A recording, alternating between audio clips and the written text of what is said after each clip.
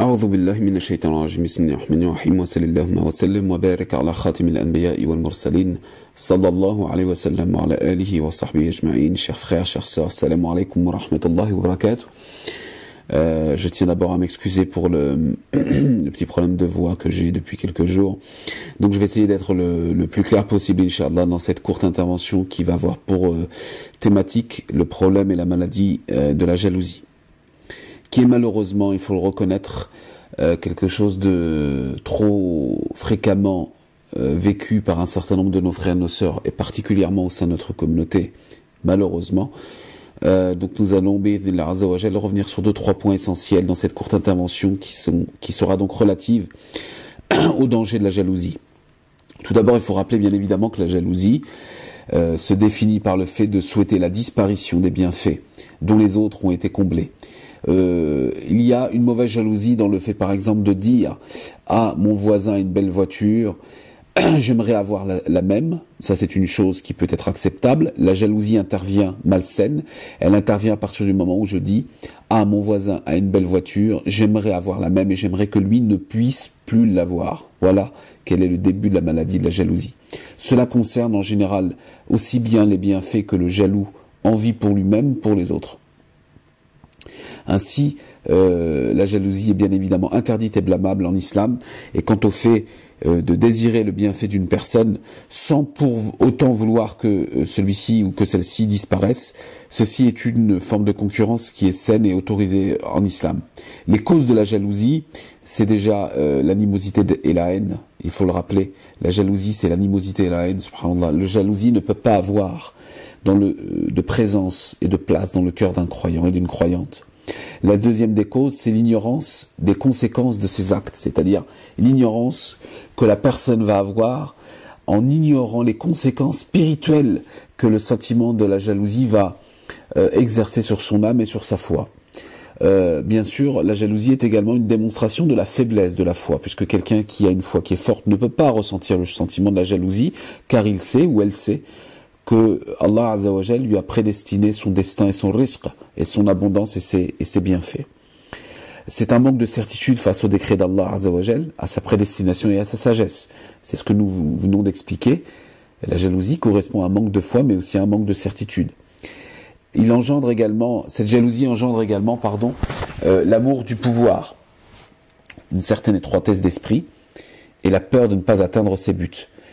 Bien évidemment, cela nous met aussi en valeur la peur de perdre la valeur des éléments matériels et un sentiment de méchanceté au fond de soi-même. Le fait que les gens prennent l'habitude d'exhiber leurs biens et ne cessent d'en discuter, c'est la raison pour laquelle aussi la jalousie, elle est souvent répandue au sein des villes, des communautés, des villages parfois, car les bienfaits ils sont beaucoup plus visibles. Donc il faut aussi être discret et avoir une forme, je dirais, de vertu, une forme de retenue lorsqu'on contient des biens, lorsqu'on possède des biens qui sont liés à des biens de dunya. Et bien évidemment, il peut y avoir des causes également qui font que la personne a une forme d'orgueil. La personne qui vit la jalousie a exercé, mis en pratique une forme d'orgueil et un mauvais comportement lorsqu'elle a possédé, elle a été comblée des bienfaits, ce qui fait que cela va entraîner une attitude vis-à-vis des autres qui vont être une attitude à son égard de jalousie qui n'est pas légitime mais qui a trouvé sa source dans une forme d'ostentation. Alors très brièvement, pour vous donner quelques éléments, il faut demander à Allah Azza wa Jal que puisse jamais rentrer dans nos cœurs un sentiment de jalousie ou d'envie à l'égard de nos frères et de nos sœurs. Ceci est valable dans la concurrence des biens matériels, mais ça peut être valable aussi par la possession d'une descendance pieuse, par la possession d'une épouse pieuse ou d'un époux pieux, par également une science, etc., etc., par un certain nombre de qualités qu'Allah Azza wa Jal a donné à une personne.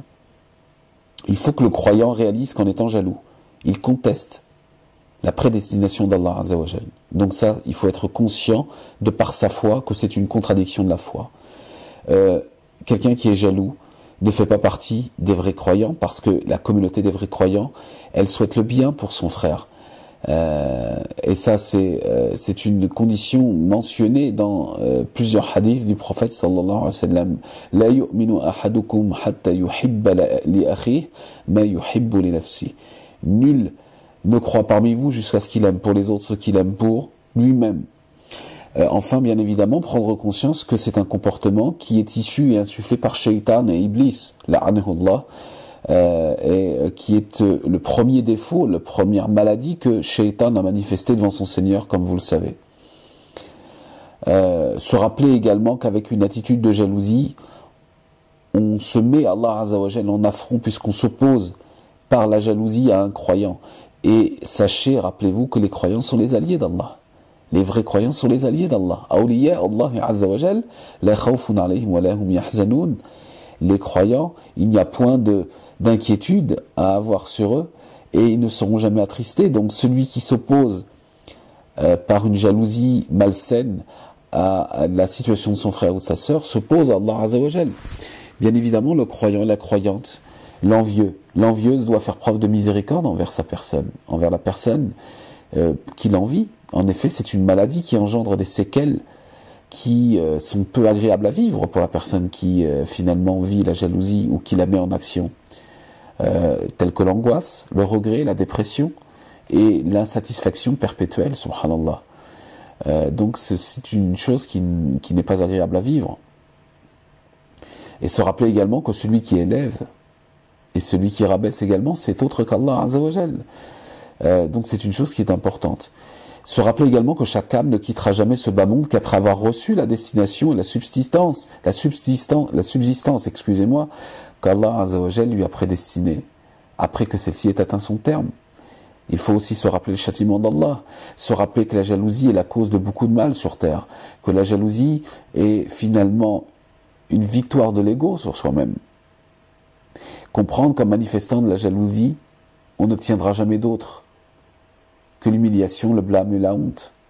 Et bien évidemment, se rappeler, subhanallah, qu'il faut craindre Allah Azza wa Jal, qu'il faut respecter ses limites, qu'il faut chercher sincèrement refuge auprès d'Allah contre Satan le maudit et contre le mal de l'envieux lorsqu'il envie. Wa min sharri hasidin idha hasad. Il faut lire fréquemment le Coran, mon frère, ma sœur, pour extirper cette maladie de nos poitrines et de nos cœurs, évoquer avec abondance Allah Azza wa Jal, chercher protection par le biais de nos invocations quotidiennes et patienter face au mal de l'envieux.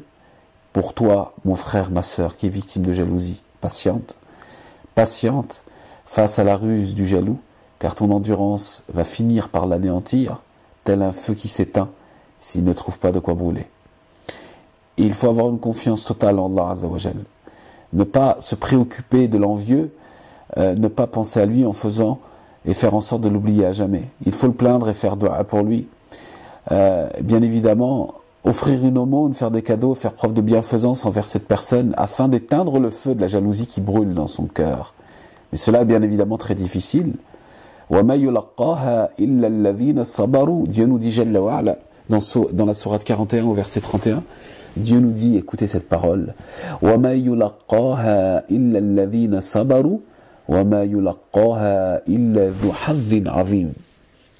Dieu nous dit, mais ce privilège, la patience, la bienfaisance à l'égard de celui qui nous veut du mal, ce privilège n'est donné qu'à ceux qui sont endurants, et il n'est donné qu'aux possesseurs d'une grâce énorme.